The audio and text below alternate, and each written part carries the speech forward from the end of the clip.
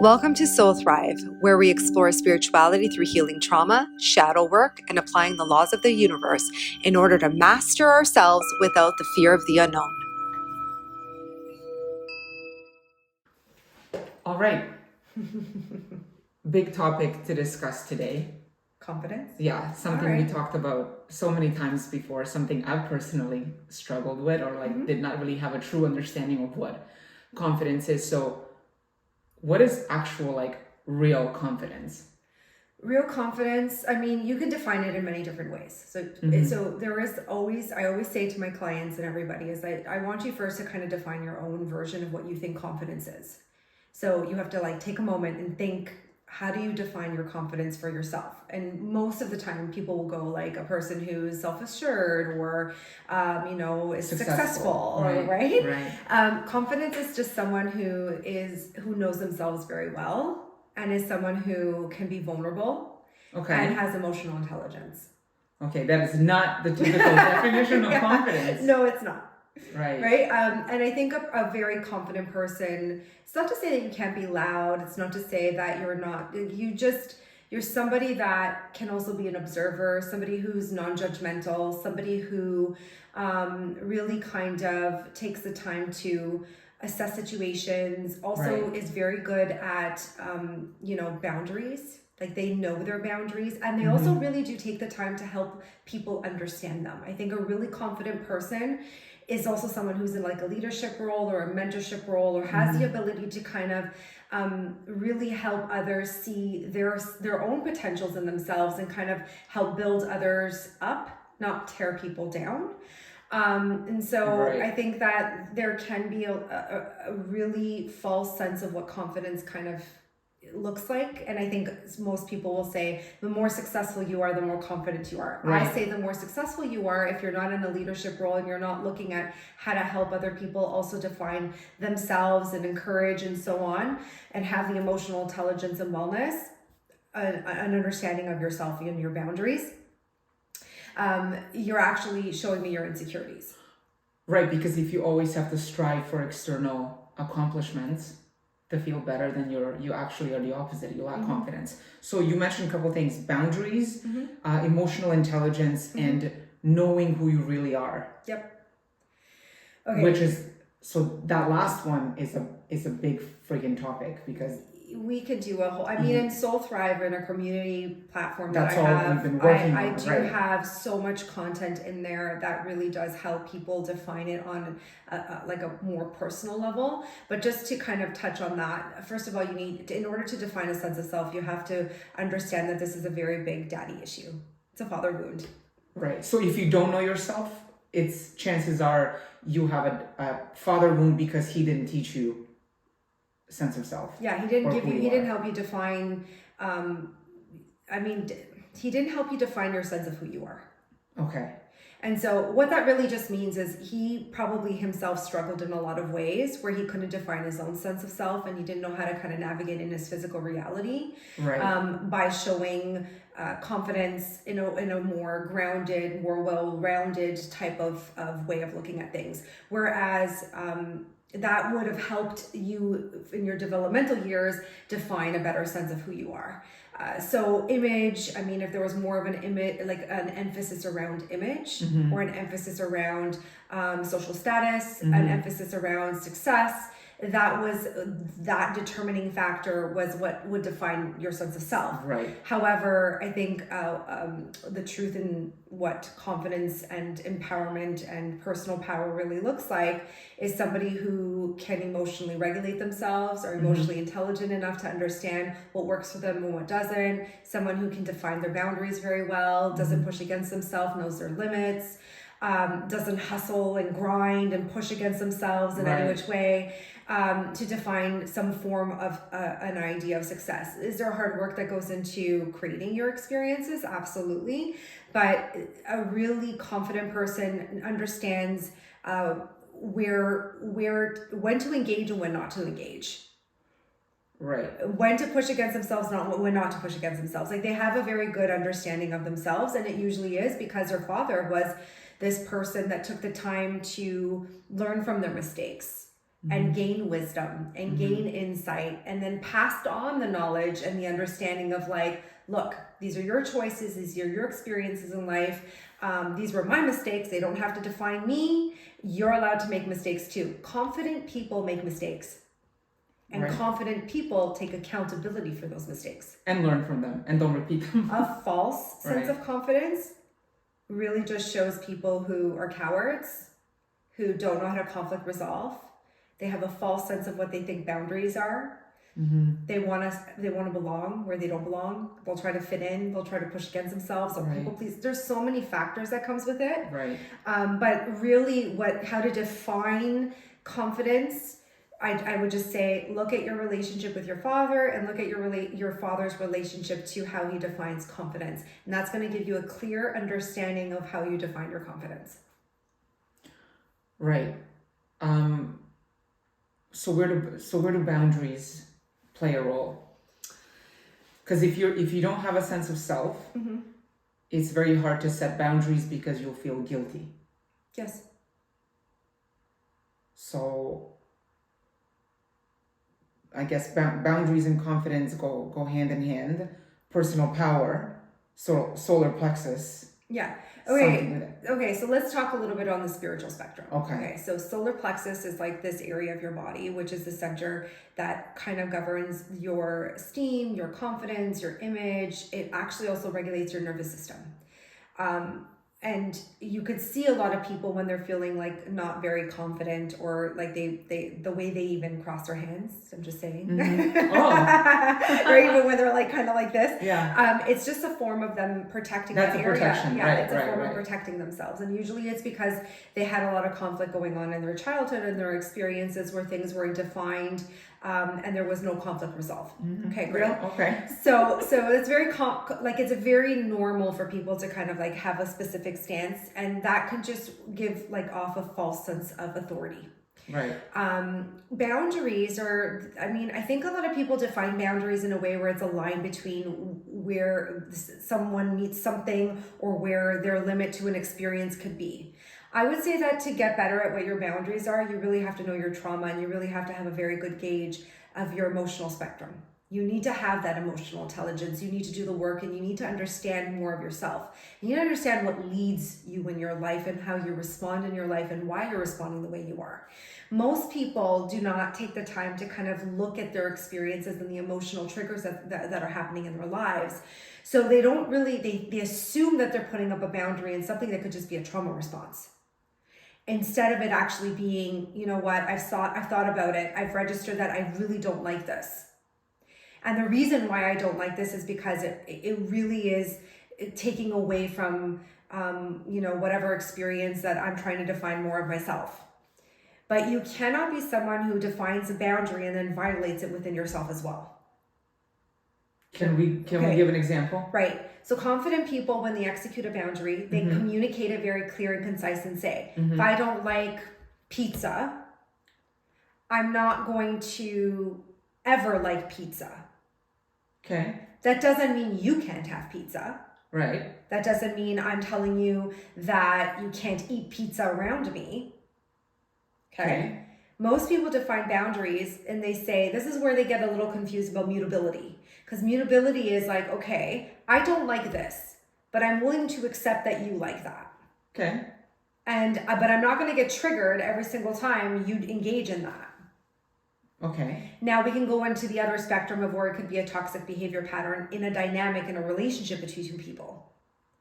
So boundaries are there. I don't believe that boundaries need to be mutable, but I know that boundaries teach people about each other. And super confident people can teach people about themselves. Really insecure people don't listen.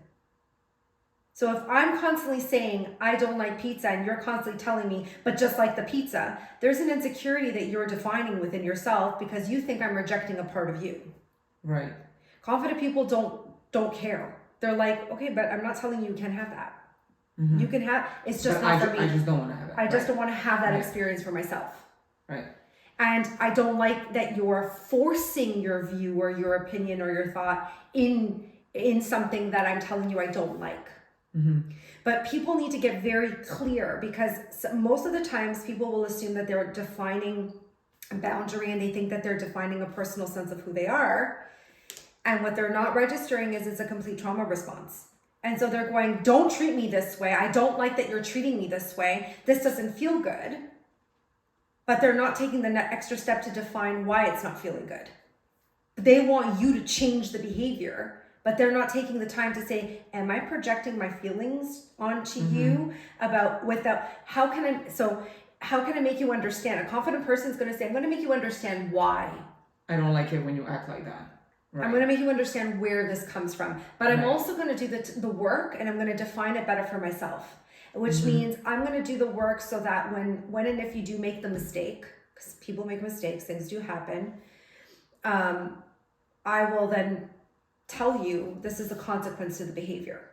So confident people also give consequences to behavior patterns, right? However, you again have to define and understand, is it also a control thing? Are you trying to control somebody by saying it's a boundary, and yet you're not really defining and making them understand, but now you're trying to you're giving them a punishment? So you really have to say, like, if I, again, have said to you 101 different times, I don't like the pizza, stop trying to make me eat the pizza, and you're still doing it, then yeah, there should be a consequence to that behavior pattern. Now let's define this a little bit more with toxic relationship behavior patterns. Everyone, I mean, this is a whole other conversation I really want to get into later on in the series that we're doing around toxic relationships. Most people think that confident people remove toxic people out of their life. They do. But in order for them to define what a toxic person is, they've done really good work in understanding themselves, and they have the emotional intelligence to understand that that person has certain mental health disorders or certain issues or certain abusive patterns that aren't your problem. They're not your problem. Right. Insecure people make it a problem. And they make it about themselves too, Yes. right? Okay. Right? So now it's like, okay, so you're looking at this as a toxic, and it may not even be toxic. It's just me, like someone's going through something or an experience is happening. But because you don't have the emotional intelligence, because you don't have the good sense of who you are, you don't have personal empowerment, you don't have a very good gauge around what your own boundaries are. Maybe you even have a little bit of the savior complex, Which is making it all about yourself. Right? Always. Right? And so you're going, I want to fix it, but they're not fixing, and now you're violating my boundary. Right. And so this is why I say, like, confident people don't waste their energy and time trying to constantly explain themselves to people. Right. You explain it once, maybe twice, and that's it. Yeah. And then again, like, I mean, I've had the insecurities for a very long time where I know I'm a very blunt person. I know I say things in a specific light, but I'm always communicating that to people. I'm always saying, like, this is who I am. And it's not coming from a place of wanting me to hurt you. It's coming from a place of wanting you to see something that you're not seeing. And I think confident people in leadership roles, or people who want to step into that form of that empowerment, they're going to say, here's your accountability, or you're going to take that accountability. No, okay, fine, move on. And I move on. There's nothing wrong with that. But don't villainize me because of me being me and me knowing me better than you know me, even though you assume you do. Because there isn't a listening. There's not a listening that's happening with when people are communicating their boundaries. People will only perceive things based on their own realities anyways. They're never gonna, like, ultimately hear everything that you're saying to them.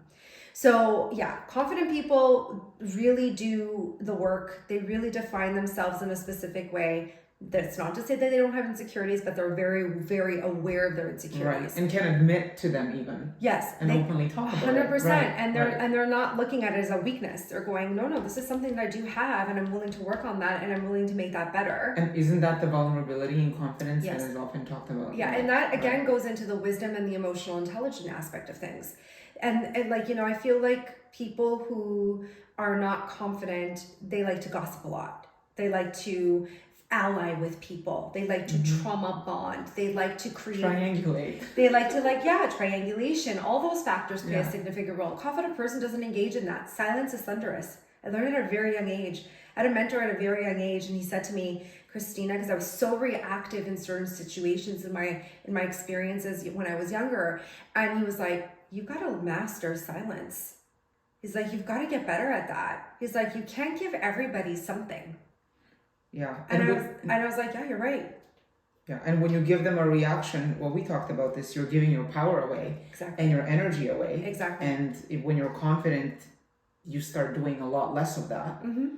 Because you know where, like, it's almost like your energy becomes more important than engaging with someone else or trying to prove a point or trying to make them see something. It's like, well, no, I care about my own energy, my own, like, it's a waste of time. I've spent so many years, I remember even myself, more worried about what others are going to say, or can I explain myself better, or I would get upset when they would say something or project something onto me, and then I'm like, no, but understand me, see me, please, like, love me, like, I'm not a bad person. Well, that's victim mentality, right? That goes back, which is also not confidence. Like, No. if you're in victim mentality, you're not in your personal power, like all that stuff, right? Yeah. So how does one go about actually starting to build that confidence the proper way? Not like, oh, I will feel confident when I get this job, when I make this money, when I get into a relationship, when I have this, when I go on the trip, when I have this status. Like, I would always say do the work, which is like you've got to do the work, which is like do the trauma work. You've got to sit down and kind of define your relationship to your father. I guess that would be like that's like one. the step one, I would say. And when you say relationship with your father, like, what are some questions? Would you, like, if you ask, like, how do I define confidence? That would be step one. Step and then one you would be immediately like, see, okay, am I defining it with the external factors or? Yeah. Right. I would say too, again, how do you define image? Mm-hmm. Like, what's important to you as far as image goes? And so, like, if you're putting a lot of emphasis on your image, that again is less than about confidence and more about insecurity. Mm-hmm. There's nothing wrong with taking care of yourself. Absolutely not. But I feel like there's a difference there. Sure. Right? I mean, and I don't from want a health perspective, wellness, because you respect yourself. But here's you love the thing yourself. too, like, that doesn't, I'm not judging anyone if they choose to go get like Botox done or something like that. I'm not gonna be like, oh no, you're so insecure. Like, no, I that to me is like, if you feel like that's a sense of you loving yourself and that's part of your self-care journey or whatever that may be, I would also hope that you would nurture your inner child. I would also hope that you would nurture the parts of you that feel insecure. I would also say sit with your insecurities, define your insecurities so you have a better gauge around how those insecurities are leading in your life. And then I would also look at like the types of relationships that you keep or people that you keep around you, and how you're trying to ally or make them fit into certain narratives to keep defining a false sense of confidence. So is that like, I have to have, I don't know, for example, good looking friends? Sure. I have to have successful friends? Sure. I have to have skinny friends? Shit like that, right? Sure. I'm just like, example, like stupid examples, you know what, for right? me, I think for me, like for the longest time, I never really looked at it like that. I don't know if I ever really had an issue with my confidence. I mean, I've had insecurities about like my body image, and I've had insecurities about me aging, and I've had insecurities about, certain ways that I communicate. Sure, those things played, and maybe still do it to a degree, still play a significant role around how I operate. However, I think that when I looked at like things that I would compare myself to, because comparison also plays a significant role when it comes to confidence, it was always like in really highly intelligent people. Like, I wanted to be around highly intelligent or business oriented minded people, because I was like, how are you choosing to look at life like that? And how are you just like saying you're going to do it and then you're doing it? And then I went, Christina, hold on a second. You do it. Like, you're looking outside of yourself, but you're not registering that you're also somebody who says that you're going to do something and you do it. And it was like I was looking outside of myself for that external validation to say, like, am I doing it right? Is this right? Is this what confident people do? And then eventually I went like, well, you know what? The other factor that I would say that you would need to work on the most, and this is why I like we're having these conversations about like the limited mindset, the victim mentality, and the rejection. With confidence, you have to get very, very, very comfortable with constant rejection. Right. And like, again, I've emphasized the importance of that. I've emphasized like how to heal that. I've said it in Soul Thrive. We've had conversations. There's like teaching steps and all that. And the better you get at like feeling that rejection, the easier it's going to be for you to define a better sense of who you are. Rejection is going to have to be a whole nother Yes, episode on its own. I will do, yes. But just to go back to, because I know you mentioned the relationship with the father, there was a question. So what is another question that one can ask when defining their confidence? So you said, how do I define confidence was one. How does my father define confidence? Yes. And Image. Then what is it about? How do you define your image Right. externally, your status? And what is it about the externally? relationship? Because if the father's role was to show you a sense of self, then what can someone start to, like, what is a question to ask? Did my father show me a sense of self? Like, how did he show me? I would say that, how did he define his own sense of self? Or like, yeah, how did he define his own confidence? Yeah. Right. And that's going to give you, again, the gauge for you to understand. I would say too, like, I would also examine how are you kind of acting like your father in a lot of ways as well. I mean, I think there's got to be a point of acceptance in that too. Good or bad. It goes both ways, right? It's not like just like a negative thing. It's also like, okay, he did this and I kind of see myself operating that way. And then he did this and I kind of see myself operating that way. And both can be good and both can be bad. And how I operate with that is really going to help me define my sense of self, my boundaries. And then of course, really look at how I build, you know, this new version of my truth around confidence. I mean, I wish I could give you guys a really like step-by-step process, but it really is like years worth of sitting down and really, and you know this because you've been doing this for a very long time, redefining all of that. And even when you define that one moment, you're like, oh crap, now there's another layer to that I didn't become aware of. And now I have to look at this from a different light and a point of view. So I would just start simple, like again, your relationship with your dad, examining that, how you look at status, how you look at image, how you create a false sense of confidence, and how you would redefine confidence if you had the opportunity to. What would that look differently? Right. Especially from like an emotional so as you're speaking, there's one thing that comes to mind for me but I think this is personal because it's part of my journey, is like, if someone does something or says something against me or bad about me or like whatever, or if they reject me, if I don't have an emotional reaction and don't give them my power, that for me is like the latest, one of the ways that I lately describe confidence, because that's what I struggled with. I think most people when they get into a conflict or they get into a situation or someone's character is being challenged to a degree, I think they want the proof in the narrative that they're spinning. They want to villainize the other person or the experience, and they want to tear someone else down, right? So it is normal for us to feel reactive to that because we always want to defend who we think we are. But I would challenge everybody to start looking at, okay, so this is happening. Do I need to defend who I am in this circumstance? No. Do I need to reevaluate why I attracted that? And how can I define myself even better, or my experiences differently? Or what would I have done differently in the relationship that's kind of judging my character right now? Maybe this is an opportunity for me to build character development, right? For that, I have the opportunity to look at the situation and say to myself, okay, this is really shitty that this is happening right now. And like people are really judging X, Y, and Z, and I'm feeling it. A confident person is going to say, okay, it's happening. I've attracted it. Let's figure out why. Why? Right? Why am I having this experience? Where is this coming from? How is this so much in relation to my childhood traumas and my experiences? What does it remind me of? Right? Not only that, have you seen the pattern show up before? Yeah.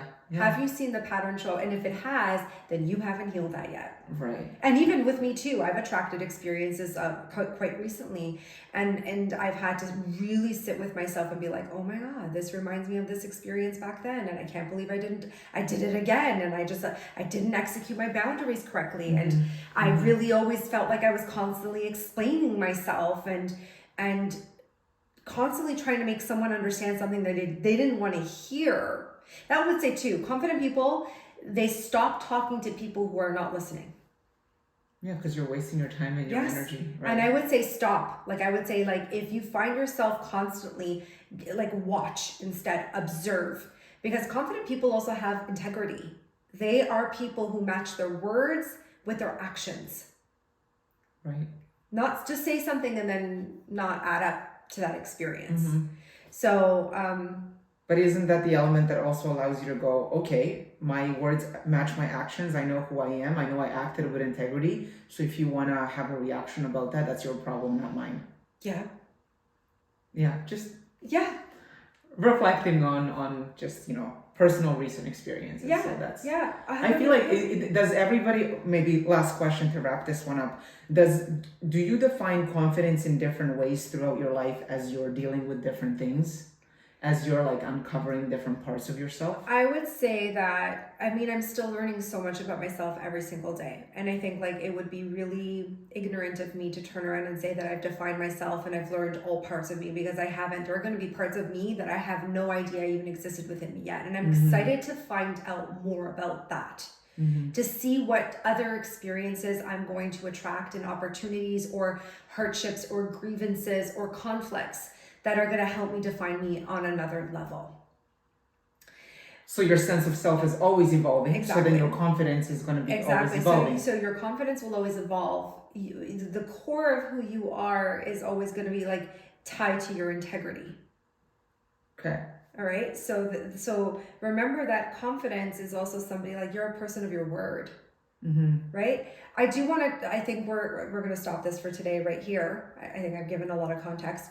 And then I would like to do like a second part of this where we really talk about the solar plexus energy and we really talk about defining that area a little bit more, and then your personal power.